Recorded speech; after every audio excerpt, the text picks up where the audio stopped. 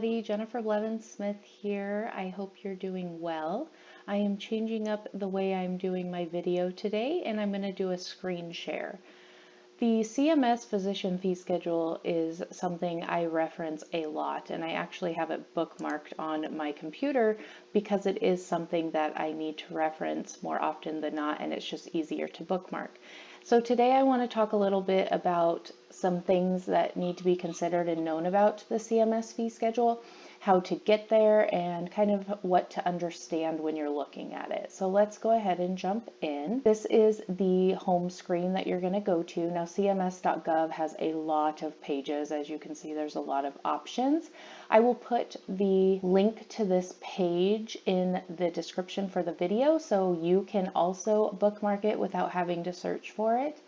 And I highly recommend doing that because, especially if you're involved in looking at what you're getting reimbursed and comparing your contracts when they come through from payers on what you're going to be reimbursed, this is something you're going to be using.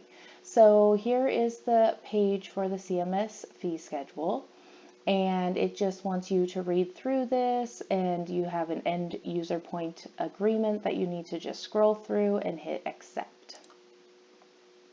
Sometimes it says begin search, but it will bring you to this page, which is where we want to live. Some things to point out here is the year.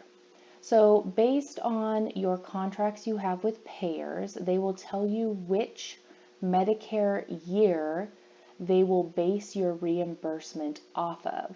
Now, sometimes they might be specific and they will say a specific year, or they will say current year, but either way, you need to be paying attention to that, and you need to know that you can change the year right here so that you can see the different reimbursement rates based on the year. So let's say you have contracts based in 2021. So we're going to leave that on 2021.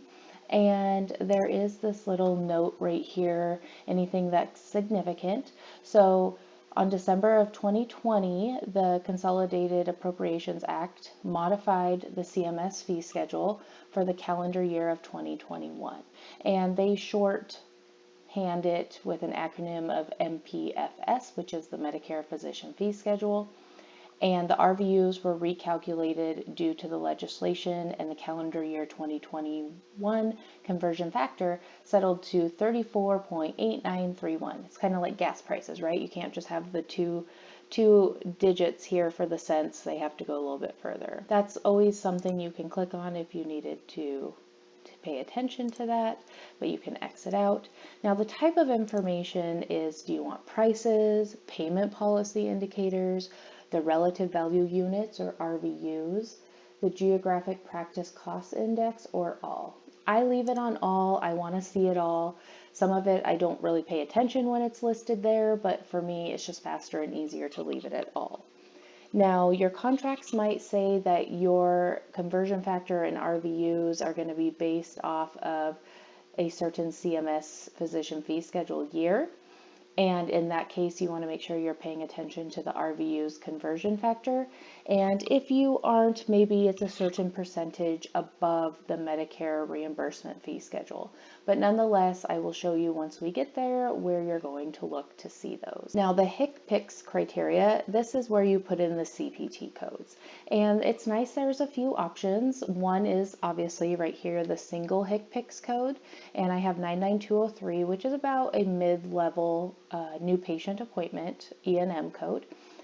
But you could also do a list of HCPCS codes where up to 5 at a time you can search. So you could do 99202, 203, 204, 205, 206 if you bill that high, which most people only go to 205, but maybe in your specialty you would.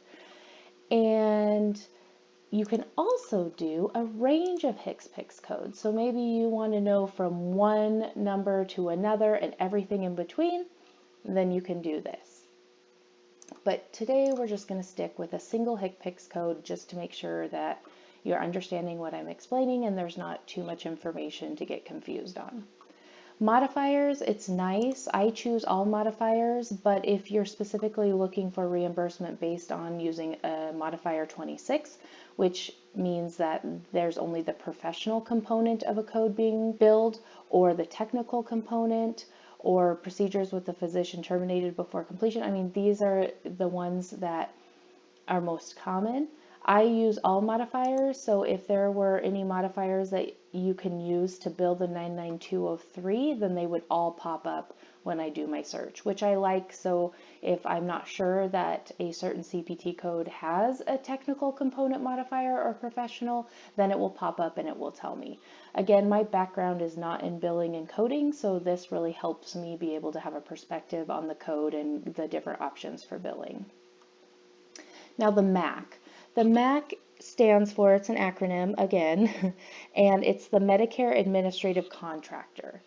All locations by state have a different MAC. In Oregon, we're jurisdiction F for Medicare A and B, so our MAC is Noridian. And that's the portal we will use to log in and see eligibility for members with Medicare Parts A and B and look up claims, payments, those things. But everyone has a different MAC. And the MACs are also different based on what part of Medicare you're billing. So, like I said, you have jurisdictions for Parts A and B. But then if you're home health and hospice, you would have a different MAC even in the same state.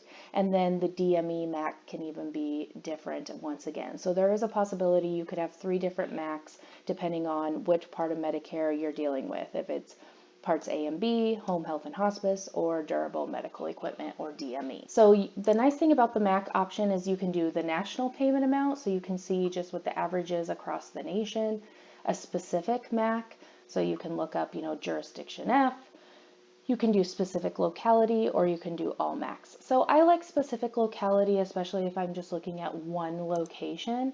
And the nice thing about here is I can do Oregon, so it will do rest of Oregon, or you can type Portland.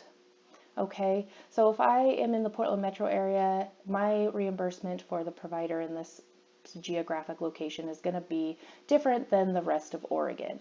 And some of California can be, depending on how big the state is, you have California, you have Los Angeles, you have 2 different Los Angeles, and these are the MAC codes right here associated. So you see there's 2 different ones. Let's see here. Let's do San Diego, only has 1. So it's really important in your area that you know how many different geographical locations that could affect your reimbursement. So national, like I said, is the average. Look at all the ones in the San Francisco and the Bay Area. I mean, it's just crazy. So it's really important that you make sure you understand which MAC and locality and geographic location you'll be reimbursed on. And if you're not sure, you can get a hold of Medicare, or you can ask the payers in your area should be able to help you. Now I'm just going to do a specific MAC because I want to show you that it will pull up all the different ones in a state. So Oregon is really easy. We only have 2 different qualifying geographical locations. You saw that California has a ton more, so I'm just going to stick with Oregon right now so it's easier to kind of see the differences. So I'm ready to search my fees, so I'm going to click search fees, and it takes a second. And if you scroll down here, you see the HCPCS code or the CPT codes. If there were any modifiers, like I said, a technical component or 56, those would be listed right here. The short description of the HCPCS code, the MAC locality, see how they're 2 different ones. And what I don't like about this is that it doesn't say Portland and rest of Oregon. You would need to know their assigned MAC locality number. But because Oregon only has 2, and I know that the Portland area is reimbursed higher than the rest of Oregon, I know from working in this state for so long that this is the Portland MAC and this is the rest of Oregon MAC. Now, the non-facility price is for doctors' offices. And then you might be like, what? We're a facility. But if you think about it, you're not, right? A facility would be like a hospital or some other bigger conglomerate. Non-facility price is going to be higher, which is nice. And once I explain kind of what goes into calculating the reimbursement, it will make a little bit more sense. Now, the non-facility limiting charge and the facility limiting charge are the charges that the provider who is not participating with Medicare or does not choose assignment can charge up to a certain percentage over the Medicare reimbursement.